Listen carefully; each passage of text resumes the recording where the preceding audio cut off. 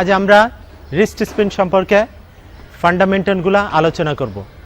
আপনারা জানেন যে রিস্ট স্পিনার দুই রকম, যারা ডান হাতে রিস্ট স্পিন করে তাদেরকে রাইট আর্ম লেগ স্পিন বলে, এবং যারা বাঁ হাতে তারা চায়নাম্যান রিস্ট স্পিনার বলা হয়। এখন আমি প্রথমে আপনাদেরকে ডান হাত দিয়ে যারা রিস্ট স্পিন করে রাইট আর্ম লেগ স্পিনের ফান্ডামেন্টালগুলো দেখাবো।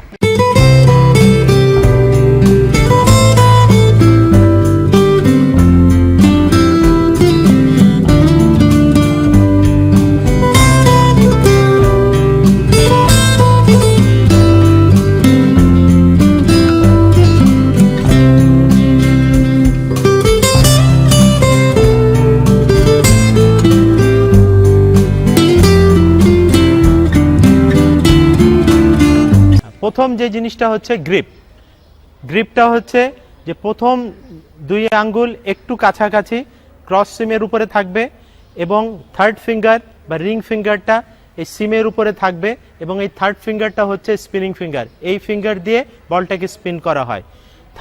লিটল ফিঙ্গার বা ছোট আঙ্গুলটা এখানে সাপোর্ট হিসাবে থাকবে, থাম্ব এখানে লাগা থাকবে, এটা কোনো কাজে দিবে না। আমরা আরও সহজভাবে এই গ্রিপটাকে ধরতে পারি। প্রথম দুই আঙ্গুল উপরের দিকে এবং পরের দুই আঙ্গুল নিচের দিকে আমরা যদি বলটাকে এভাবে ফেলে দিই, খুব সহজভাবে এই গ্রিপটা ধরা হয়। এখন রাইট আর্ম লেগ স্পিনারের যে আসল বলটা স্ট্রোক বল, লেগ ব্রেক, এই লেগ ব্রেকটা কিভাবে রিলিজ হয় সেটা আমি এখন দেখাচ্ছি।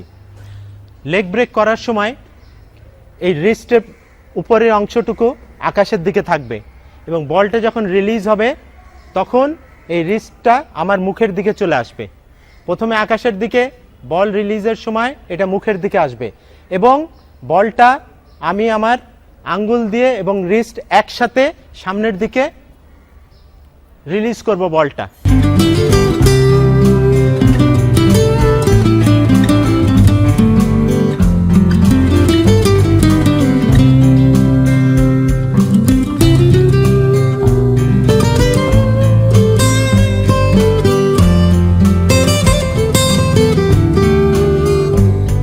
এখন আমি সাইড থেকে দেখাচ্ছি যে এই পজিশনটা কিভাবে থাকে, রিস্টের পজিশনটা। এটা প্রথমে আকাশের দিকে থাকবে, বলটা রিলিজের সময় এটা মুখের দিকে আসবে, রিস্টের উপরিভাগটা,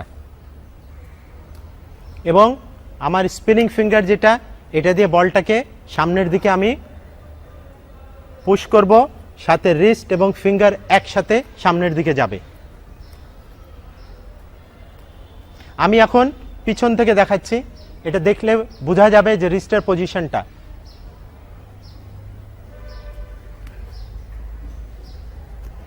আপনারা খেয়াল করবেন যে বলটা স্পিন করছে গালির দিকে।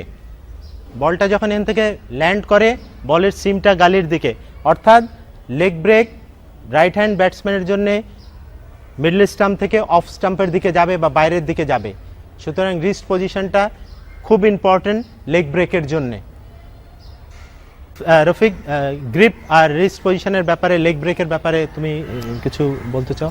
দর্শককে আমি একটা কথা বলতে পারি যে আমরা অফ স্পিন বা লেগ স্পিন দুই আঙ্গুলের বল ধরি এবং লেগ স্পিন কিন্তু তিন আঙ্গুলে ইউজ করে, যদি এই আঙ্গুলটা বহুত ইম্পর্টেন্ট, যে রিং আঙ্গুলটা। রান আপটা হবে লেগ স্পিনারে একটু লম্বা, একটু এগ্রেসিভ, একটু জোরে আসতে হবে তাকে, জোরে, এবং রিদম থাকতে হবে সব রান আপে যেরকম থাকে।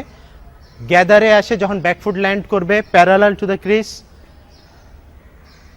ফ্রন্ট ফুট এক লাইনে থাকবে, বাট ভেরি ইম্পর্টেন্ট যে রিস্ট যেটা আছে ওটা কক থাকবে, রিস্টের উপরিভাগটা আকাশের দিকে থাকবে এবং এটা মুখের কাছে থাকবে, রিস্টটা চিনের কাছে বা মুখের কাছে থাকবে।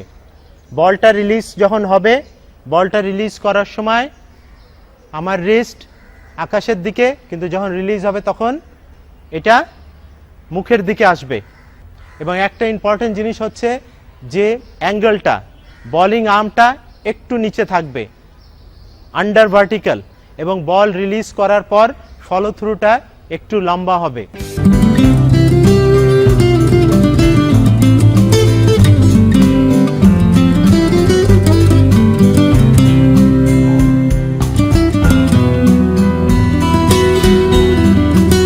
ডানহাতি রাইট আর্ম লেগ স্পিনারের লেগ ব্রেকটা ডানহাতি ব্যাটসম্যানের জন্য মিডল স্টাম্পের উপর পিচ করতে হবে এবং ব্যাটসম্যানকে ঠিক সামনের দিকে আনতে হবে যেন বলটা তাকে ব্যাট বিট করে বা এজ হয়ে স্লিপের দিকে যায়। বাঁহাতি ব্যাটসম্যানের জন্য রাইট আর্ম লেগ ব্রেকটা তার অফ স্টাম্পের একটু বাইরে ফেলতে হবে যেন বলটা অফ স্টাম্প থেকে এসে স্টাম্পে আঘাত করতে পারে।